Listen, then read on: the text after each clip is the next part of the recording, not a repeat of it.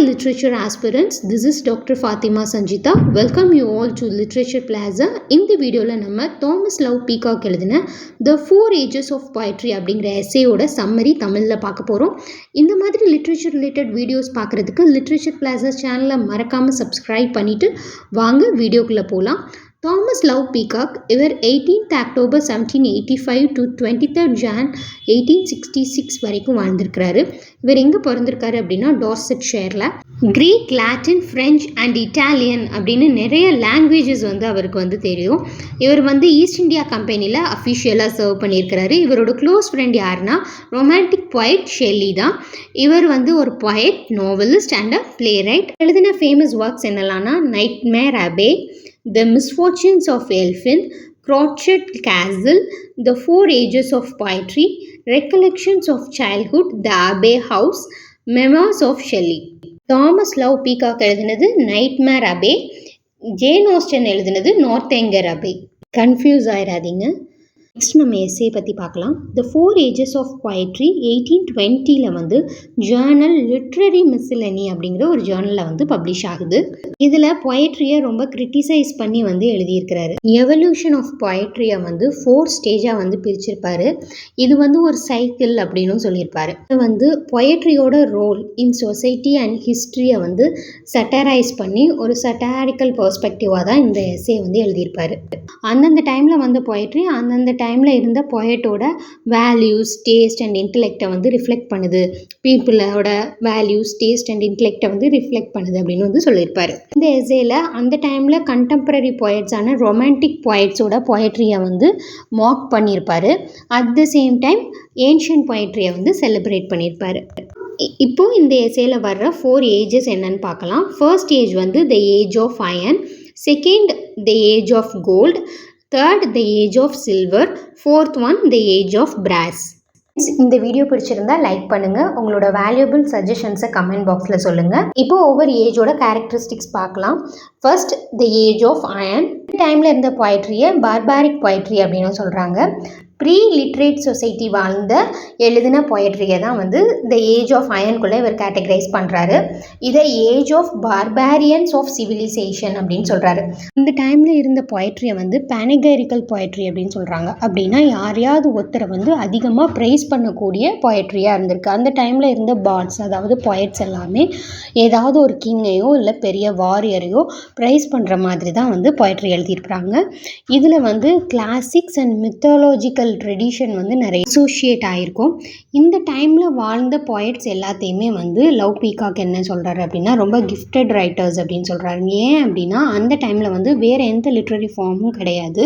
So இவங்க ஏதாவது ஒரு விஷயத்த ஓவர் எக்ஸாஜரேட் பண்ணி இமேஜினேஷனோடு அப்படி கொடுக்கும் போது அது பீப்புள் ரொம்பவே அட்ராக்ட் பண்ணிச்சு. அந்த மாதிரி டைமில் என்ன அப்படின்னா இந்த மாதிரி பாட்ஸ்க்கு ரூலர்ஸ் பே பண்ணி தன்னையை ப்ரைஸ் பண்ணி பாட சொல்லுவாங்க. இல்லை இவங்க ப்ரைஸ் பண்ணி பாடிட்டு அவங்கக்கிட்ட மணி வாங்கிக்குவாங்க. பீகாக் என்ன சொல்வார் அப்படின்னா அந்த டைமில் வந்த பொயட்ரி எல்லாமே வேறு என்ன மேட்ரு டீல் பண்ணியிருக்கோம். ரூலர்ஸ் எப்படி தன்னோட எனிமீஸை வின் பண்ணாங்க, அதுக்கப்புறம் அவங்க கேட்டில்ஸ் எல்லாம் எப்படி கேப்சர் பண்ணாங்க அப்படிங்கிறது தான் ரொம்ப டீட்டெயில்டாக டீல் பண்ணியிருக்கோம் அப்படிங்கிற மாதிரி ரொம்ப அப்படி பொதுவாக சொல்லிட்டு போகிறாரு. ஸோ இந்த மாதிரி எந்த லிட்ரரி ஃபார்மும் இல்லாமல் என்ன விஷயம் பேசுகிறோம், அந்த தீமில் எந்த ஒரு இதுவுமே இல்லாததுனால தான் இதை பார்பாரிக் பொயட்ரி அப்படின்னு சொல்கிறாரு. இப்போ தான் அந்த ஸ்டேஜ் பொயட்ரி அப்படிங்கிற ஒரு விஷயம் ஒரிஜினேட் ஆகி டெவலப் ஆகிட்டுருக்கு. ஸோ அதுக்காண்டியே எந்த ஒரு முழு வடிவமும் இல்லாமல் ரொம்ப ராவாக இருக்குது அப்படின்னு சொல்கிறாரு. ஹோமரோட இலியட் அண்ட் ஒடிசியை தான் இதுக்கு எக்ஸாம்பிளாக சொல்லியிருப்பார். அண்ட் தென் என்ன சொல்வார் அப்படின்னா இந்த காலகட்டத்தில் இருந்த பொயட்ரி அந்த காலகட்டத்தில் எப்படி மக்கள் இயற்கையோடு இணைஞ்சு வாழ்ந்தாங்க அப்படிங்கிறத வெளிக்கொண்டு வர்ற மாதிரி இருக்குது அப்படின்னு சொல்வார். காலத்தில் வாழ்ந்த மக்கள் அவங்க பொயட்ரி வழியாக தான் தங்களோட வேர்ல்டை அண்டர்ஸ்டாண்ட் பண்ணிக்கிட்டாங்க அப்படின்னு சொல்கிறாரு. டைமில் வாழ்ந்த பொயட்ஸ் பொயட்ஸாகவும் இருந்தாங்க, ஹிஸ்டாரியன்ஸாகவும் இருந்தாங்க. ஏன்னா அவங்க தான் ஹிஸ்ட்ரியை ரெக்கார்ட் பண்ணாங்க. அண்ட் அந்த டைமில் நடந்த விஷயங்கள் எல்லாத்தையும் தொகுத்த க்ரானிக்குலர்ஸாகவும் அவங்க தான் இருந்தாங்க அப்படின்னு சொல்கிறாங்க. பிரிட்டிஷ் லிட்ரேச்சருக்குள்ளே சேம் சைக்கிளை அப்ளை பண்ணுறாரு. இதில் இந்த ஏஜ் எப்போ வரும் அப்படின்னா மிடிவல் பீரியடை மென்ஷன் பண்ணோம். மிடிவல் பீரியடில் வந்த பொயட்ரி, அதாவது பியோவெல்ஃப் மாதிரியான பொயட்ரி வந்து இந்த கேட்டகரியில் வந்து ஜாயின் ஆகும். இது எல்லாமே இந்த ஏஜ் ஆஃப் அயனில் உள்ள பொயட்ரி. இப்போ தான் பொயட்ரி டெவலப் ஆகுது, அதுக்காண்டி ஒரு ஸ்ட்ரக்சர் இல்லாமல் டெவலப் ஆகுது அப்படின்னு சொல்கிறாரு. இப்போது நெக்ஸ்ட் ஏஜுக்கு போகலாம். Next age the age of gold. இந்த ஏஜில் தான் வந்து பொயட்ரி வந்து பர்ஃபெக்ஷன் அட்டைன் பண்ணிச்சு அப்படின்னு சொல்கிறாரு. இந்த ஏஜில் வந்து போயம்ஸ் எல்லாமே ரெட்ரோஸ்பெக்டிவாக இருந்தது அப்படின்னு சொல்கிறாங்க. ரெட்ரோனா என்னது? பழசு, அதாவது பழைய விஷயங்களை நினச்சி பார்க்குற மாதிரி யான விஷயங்கள் தான் வந்து இந்த பொயட்ரியில் இருந்தது அப்படின்னு சொல்கிறாங்க. ஏன்னா இந்த பொயம் எல்லாமே எதை தான் ஃபோக்கஸ் பண்ணியிருந்தது அப்படின்னா தங்களோட ஆன்சிஸ்டர்ஸை பற்றி தான் ஃபோக்கஸ் பண்ணியிருந்தது. தங்களை தானே புகழ்ந்துக்காமல் தங்களோட ஆன்சிஸ்டர்ஸோட புகழை வந்து பாடுற மாதிரி இந்த பொயட்ரி அமைஞ்சதுனால தான் த ஏஜ் ஆஃப் கோல்டுக்குள்ளே இதை கேட்டகரைஸ் பண்ணுறாரு. இதில் வர பொயட்ஸ் யாரெல்லாம் அப்படின்னா லிரிக்ஸ் பார்த்துட்டோன்னா பிண்டர் அண்ட் ஆல்கியஸ். ட்ராஜிக் பொயட்ரிக்கு வந்து ஏஸ்சிலஸ் அண்ட் சோஃபைக்கிள்ஸை வந்து எக்ஸாம்பிளாக சொல்கிறாரு.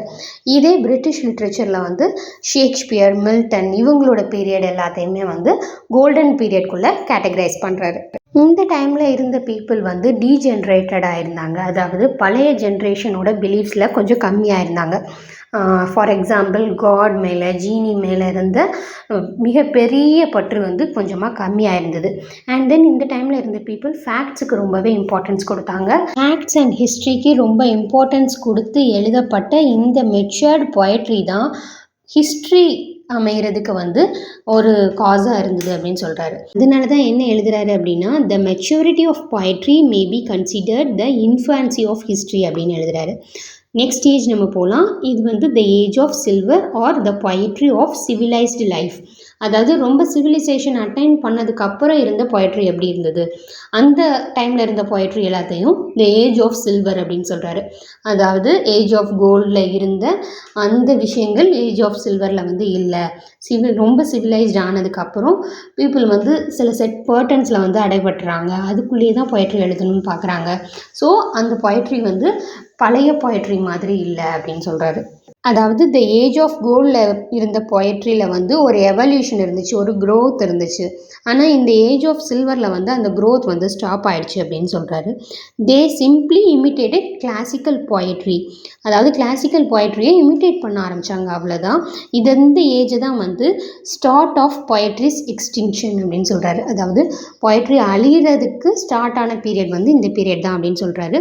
இந்த டைமில் இருந்த பொயட்ரியை 2 டைப்பாக பிரிக்கிறாரு. ஃபர்ஸ்ட் ஒன் இமிட்டேட்டிவ் பொயட்ரி, அதாவது கிளாசிக்ஸை இமிட்டேட் பண்ணி எழுதப்பட்ட பொயட்ரி. ரெண்டாவது ஒரிஜினலாக ஒரு டைப் ஆஃப் பொயட்ரி வந்து இந்த டைமில் எவால்வ் ஆகுது. அது என்ன அப்படின்னா சட்டையர் அண்ட் காமிக் பொயட்ரி. இதையும் ரொம்பவே வந்து இவர் வந்து சாடுறாரு.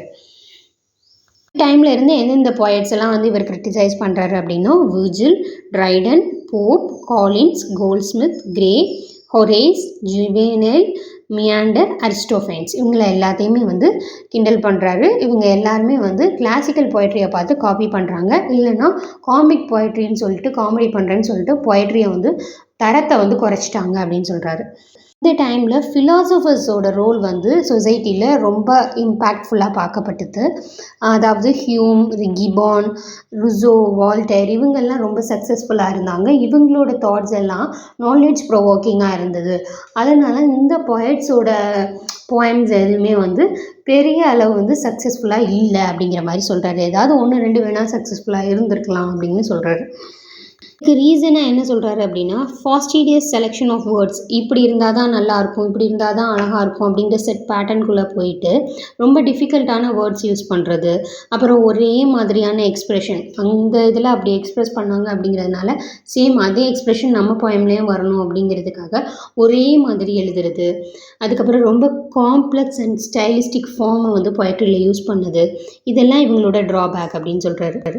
இவங்க மோஸ்ட் சக்ஸஸ்ஃபுல்லாக இந்த பொயட்ஸ் இல்லாமல் இருந்ததுக்கு இன்னொரு காரணம் அந்த டைமில் சயின்ஸ் வந்து ரொம்பவே அட்வான்ஸ்ட் ஆகிடுச்சு. பீப்புள் வந்து சயின்ஸ் நோக்கி வந்து போக ஆரம்பிச்சிட்டாங்க. பொயட்ரியோட இன்ஃப்ளூயன்ஸ் வந்து பீப்புள்கிட்ட வந்து கம்மியாயிட்டு அப்படின்னு வந்து சொல்கிறாரு.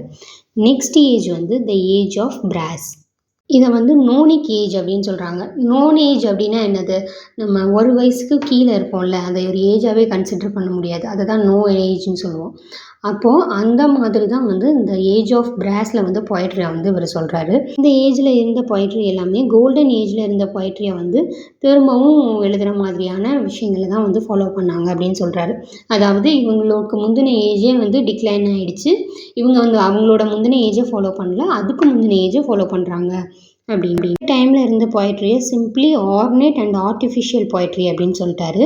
இந்த பொயட்ரி வந்து ஸ்டைல் அண்ட் ஃபார்முக்கு தான் ரொம்பவே ஃபோக்கஸ் கொடுத்தாங்க அப்படின்னு சொல்கிறாரு. இந்த போயம்ஸ் எல்லாமே ரொம்ப இன்டெலெக்சுவலாக இருக்குது, அட்வான்ஸ்டாக இருக்கே தவிர எந்த எமோஷனலாக வந்து ரெசனேட் ஆகிற மாதிரி இல்லை, ரீடர்ஸ் கூட கனெக்ட் ஆகிற மாதிரி இல்லை அப்படின்னு சொல்கிறாரு. இது எல்லாமே ரொம்ப மெக்கானிக்கல், ரெட்டாரிக் அண்ட் கால்குலேட்டிவ் இப்படி தான் இருக்கணும் அப்படிங்கிற இதில் எழுதப்பட்ட போயமாக தான் இருக்குது அப்படின்னு சொல்கிறாரு. இந்த ஏஜ் சார்ந்த பொயட்ஸை வந்து என்ன சொல்கிறாரு அப்படின்னா செமி பார்பாரியன்ஸ் இன் த சிவிலைஸ்டு சொசைட்டி அப்படின்னு சொல்கிறாங்க. ஏன்னா இவங்க பார்பாரியனோட ஏஜை தான் வந்து ரிஃப்ளெக்ட் பண்ணணும்னு பார்க்குறாங்க, அதாவது நேச்சரை ரிஃப்ளெக்ட் பண்ணணும்னு பார்க்குறாங்க. இவர் இந்த ஏஜ் ஆஃப் பிராஸ்கில் கொண்டு வர்ற காலகட்டம் என்னது அப்படின்னா ரொமான்டிக் பொயட்ரி. ரொமான்டிக் பொயட்ரியில் எதை ப்ரைஸ் பண்ணியிருப்பாங்க அப்படின்னா நேச்சர் தான் ப்ரைஸ் பண்ணியிருப்பாங்க. இது கிட்டத்தட்ட வந்து பழைய ancient poetry and then golden ஏஜில் இருந்த பொயட்ரி அவங்களும் நேச்சரை பற்றி தான் பேசியிருப்பாங்கல்ல, அதை ரிஃப்ளெக்ட் பண்ணுற மாதிரி தான் இருக்குது. இவங்களுக்குன்னு இவங்க புதுசாக எந்த ஒரு இதையுமே க்ரியேட் பண்ணலை. இந்த பொயட்ஸ் எல்லாருமே வந்து பழசை பார்த்து இமிடேட் பண்ணுறது தான் லாய்க்கு அப்படிங்கிற மாதிரி சொல்கிறாரு. பொயட்ரியோட இந்த ஏஜை வந்து the second childhood of poetry அப்படின்னு சொல்கிறாரு. அதாவது திரும்பவும் பழைய நிலைமைக்கே போயிட்டு திரும்பவும் இதை டெவலப் பண்ணி கொண்டு வரணும் அப்படிங்கிற மாதிரி சொல்கிறாரு. இது வந்து த ஏஜ் ஆஃப் சில்வரில் இருந்த அந்த பாலிஷ் அண்ட் லேர்னிங் கூட இந்த ஏஜில் இல்லை அப்படின்னு சொல்கிறாரு. செகண்ட் வந்து அயன் ஏஜில் இருந்த அந்த பார்பாரினிசம் அண்ட் த ஏஜ் ஆஃப் கோல்டில் இருந்த விஷயங்கள் இதை தான் வந்து நம்ம ரீப்ரொடியூஸ் பண்ணலான்னு நினைக்கிறாங்களே தவிர இவங்களுக்காக நியூவாக எதுவுமே எழுதலை அப்படிங்கிற மாதிரி சொல்கிறாரு. இந்த டைமில் எந்த பொயட்ஸ் எல்லாம் வந்து கேட்டகரைஸ் பண்ணுறாரு அப்படின்னா late poets and then romantic poets. யாரெல்லாம்? Wordsworth, Southey, Byron, Coleridge, mister Campbell, mister Moore and then அவரோட க்ளோஸ் ஃப்ரெண்டான ஷெல்லி எல்லாருமே வந்து இவர் கிரிட்டிசைஸ் பண்ணுறாரு. இந்த அளவுக்கு அவங்களுக்கு கிண்டல் பண்ணுறாரு அப்படின்னா த மார்ச் ஆஃப் தேர் இன்டெலெக்ட் அந்த டைமில் வாழ்ந்த பொயட்டோட நாலேஜ் அப்படிங்கிறது எதை நோக்கி போகுது அப்படின்னா கிராப் மூவ் பண்ணுற மாதிரி இருக்குது, பின்னோக்கி தான் போகுதே தவிர முன்னோக்கி போகலை அப்படின்னு சொல்கிறாரு. ஹிஸ்டோரியன்ஸ் அண்ட் ஃபிலாசபர்ஸ்லாம் வந்து ப்ராக்ரெசிவாக நாலேஜ் எடுத்துகிட்டு போயிட்டுருக்கிற டைமில் பொயட்ஸ் வந்து தேவையில்லாத விஷயத்த மக்கள்கிட்ட காமிச்சு மக்களை குழந்த மாதிரி வச்சு இவங்க வந்து தேவையில்லாமல் போயம்ஸ்லாம் வந்து ஒரு ரேட்டில் மாதிரி அவங்கள வந்து சும்மா ஷோ ஆஃப் தான் பண்ணிகிட்ருக்காங்க, தேவையில்லாத விஷயத்த எழுதிக்கிட்டு அப்படின்னு சொல்கிறாரு. இப்போ இண்டிவிஜுவல் பொயட்ஸை வந்து தாக்கி பேசுகிறாரு. ஸ்காட் என்ன அப்படின்னா கேட்டில் ஸ்டீலர்ஸை பற்றி எழுதுகிறாரு. லார்ட் பைரன் வந்து தீவ்ஸை பற்றியும் பைரைட்ஸை பற்றியும் எழுதுகிறாரு. அதே என்னென்னா யார் யார் எங்கே போனாங்க அப்படிங்கிற ட்ராவல் எக்ஸ்பீரியன்ஸை தான் சொல்கிறாரு. இவரோட இதெல்லாம் ஓல்டு க்ரானிக்கல்ஸ் மாதிரி தான் இருக்குது, அதுவும் தேவையில்லாத விஷயங்களை தான் வந்து இவரை பற்றி பேசுகிறாரு. பொயட்டிக்கலாக இருக்கணும் அப்படிங்கிறதுக்காகவே யூஸ்லெஸ்ஸான அப்சர்டான விஷயங்களை வந்து சதையை வந்து அவரோட போயத்தில் எழுதுறாரு அப்படிங்கிறாரு. நெக்ஸ்ட்டு வேர்ட்ஸ்வொர்த் அண்ட் கால்ட்ரிட்ஜை வந்து அட்டாக் பண்ணுறாரு. வேர்ட்ஸ்வொர்த் என்ன அப்படின்னா வில்லேஜ் லெஜெண்ட்ஸ், வில்லேஜில் இருந்தால் பழைய காலத்து கதையை வந்து திரும்ப எழுதுறாரு. ஓல்டு விமனை பற்றி, செக்ஸ்டான்ஸ் அப்படின்னா அந்த சர்ச் யார்ட்லலாம் பெல்லாம் அடிப்பாங்கள்ல அவங்கள பற்றி, சர்ச்சை பற்றி இந்த மாதிரி தான் எழுதுறாரு. கால்ட்ரிட்ஜ் என்னென்னா கொஞ்சம் அடிஷ்னலாக இன்ஃபர்மேஷன் ஆட் பண்ணி அந்த ட்ரீம் சீக்வென்ஸ்லாம் வச்சு இந்த ஜெர்மன் மெட்டாஃபிசிக்ஸ் எல்லாம் கொண்டு வந்து இவரும் சேம் அதே வந்து கான்செப்டில் தான் எழுதுறாரு. போயமில் நம்ம செக்ஸ்டான், ஓல்டு மேன், ஜெர்மி டெய்லர் அப்படிங்கிற ப்ரோஸ் ரைட்டர் அண்ட் இமானுவல் கண்ட் இவர் வந்து மெட்டாஃபிசிக்ஸ் இதெல்லாமோட கான்செப்ட்லாம் கொண்டு வந்து மாடர்ன் ஃபிலாசபியோட ஃபாதர்னு சொல்லுவாங்க. இவரை பற்றிலாம் வந்து ஆட் பண்ணி இவரோட போயமும் அப்படி தான் இருக்குது அப்படின்னு சொல்கிறாரு. பீகாக்கோட ஸ்டாண்டர்டில் என்ன அப்படின்னா பொயட்ரி வந்து ஒரு சீரியஸாக எடுத்துக்க வேண்டிய விஷயமே இல்லை, இதில் வந்து எந்த ஒரு யூஸ்மே கிடையாது. யூஸ் என்ன அப்படின்னா ஒன்லி ப்ளஷர் கிவிங் அண்ட் எக்ஸ்ப்ரெசிவாக இருக்குது அவ்வளோதானே தவிர ஹிஸ்ட்ரி அண்ட் சயின்ஸ் வந்து இதோட இம்பார்ட்டன்ஸை விட ஓவர் ரைட் பண்ணி போயிட்டுருக்கு, அதுதான் ரொம்ப முக்கியம், பொயட்ரி இல்லை அப்படிங்கிற மாதிரி சொல்கிறாரு. அண்ட் தென் பொயட்ரி அதுக்கு மேட்ச் பண்ணுறதுக்கு ஹிஸ்ட்ரி அண்ட் சயின்ஸுக்கு மேட்ச் பண்ணுற அளவுக்கு பொயட்ரி இல்லைன்னு சொல்கிறாரு. அவர் வந்து என்ன சொல்கிறாரு அப்படின்னா பொயட்ரி வந்து பெயிண்டிங் மாதிரி கிடையாது, இதில் நம்ம வந்து ரிப்பீட் பண்ணிகிட்டே இருக்கக்கூடாது, மல்டிப்ளை பண்ணிகிட்டே இருக்கக்கூடாது. பெயிண்டிங்கில் தான் வந்து நம்ம ரிப்பீட் பண்ணலாம், பொயட்ரியை பொறுத்தவரை நம்ம புது புது விஷயங்களை பற்றி எழுதணும், ஆனால் இவங்க பழசை பற்றியே தான் எழுதுகிறாங்க. என்ன சொல்கிறாருன்னா, ஆல்ரெடி நிறைய குட் பொயட்ரி வந்து இருக்குது, அதனால பீப்புள் வந்து எதுக்கு கான்சென்ட்ரேட் பண்ணணும் அப்படின்னா சயின்ஸ், மாரல், பொலிட்டிக்கல் நாலேஜை கெயின் பண்ணுறதுல இன்ட்ரெஸ்ட் காமிக்கணுமே தவிர பொயட்ரியில் இன்ட்ரெஸ்ட் காமிச்சு வேஸ்ட்டு, பொயட்ரி எழுதி வேஸ்ட்டு அப்படிங்கிற மாதிரி சொல்கிறாரு. Peacock argues that in order to advance as a society, ஒரு சொசைட்டியாக நம்ம இம்ப்ரூவ் ஆகிறதுக்கு இந்த பொயட்ரி அப்படிங்கிற ஆர்ட் ஃபார்ம்லேருந்து நம்ம வெளியில் வரணும் அப்படிங்கிறாரு. இதுக்கு தான் இந்த டிஃப்ரெண்ட் ஏஜ் அது வந்து எப்படி டிக்ளைன் ஆகிட்டு தான் வருதே தவிர இதாகலை அப்படிங்கிற மாதிரி சொல்கிறாரு. இந்த எஸ்ஸே வந்து ஜேர்னலில் ரிலீஸ் ஆனதுக்கப்புறம் ஷெல்லி இதை ரீட் பண்ணுறாரு. பீகாக்கோட ஆர்கியூமெண்ட்டுக்காண்டிய ரெஸ்பான்ஸை வந்து எ டிஃபென்ஸ் ஆஃப் பொயட்ரி அப்படிங்கிற எஸ்ஸேல வந்து ஷெல்லி வந்து சொல்கிறாரு. இது 2 பார்ட்டாக எழுதுகிறாரு. ஃபர்ஸ்ட் பார்ட் லிட்ரரி மிஸ்லெனிக்கே வந்து அனுப்புகிறாரு. அன்ஃபார்ச்சுனேட்லி அந்த ஜேர்னலே ஸ்டாப் ஆனதுனால அது ரிலீஸ் ஆகலை. செகண்ட் பார்ட் வேறு ஒரு ஜேர்னலுக்கு அனுப்புகிறாரு. அந்த ஜேர்னலும் ஸ்டாப் ஆனதுனால அது வெளியாகலை. லேட்டர் ஆன் டிஃபென்ஸ் ஆஃப் பொயட்ரியை ஷெல்லி இறந்ததுக்கு அப்புறம் தான் வந்து வெளியிடுறாங்க. ஷெல்லி இறந்ததுக்கு அப்புறம் நம்ம இப்படி எழுதியிருக்க வேண்டாம் அப்படின்னு சொல்லிட்டு, இந்த அளவுக்கு ஷெல்லியை நம்ம அட்டாக் பண்ணியிருக்க வேண்டாம் அவரோட பொயட்ரியை அப்படின்னு அவர் மோன் பண்ணது, தாமஸ் லவ் பீகாக் மோன் பண்ணதை பற்றி வந்து அவரோட மெமோரில் வந்து மென்ஷன் பண்ணியிருக்காரு அப்படின்னு சொல்கிறாங்க. இந்த வீடியோ உங்களுக்கு பிடிச்சிருக்குன்னு நம்புகிறேன். இந்த மாதிரி லிட்ரேச்சர் ரிலேட்டட் வீடியோஸ் பார்க்குறதுக்கு நம்ம சேனலை மறக்காமல் சப்ஸ்கிரைப் பண்ணுங்கள். இந்த வீடியோ பிடிச்சிருந்தா லைக் பண்ணுங்கள். உங்கள் வேல்யூபிள் சஜஷன்ஸை கமெண்ட் பாக்ஸில் சொல்லுங்கள். தேங்க்ஸ் ஃபார் வாட்சிங். See you in the next video. Bye bye.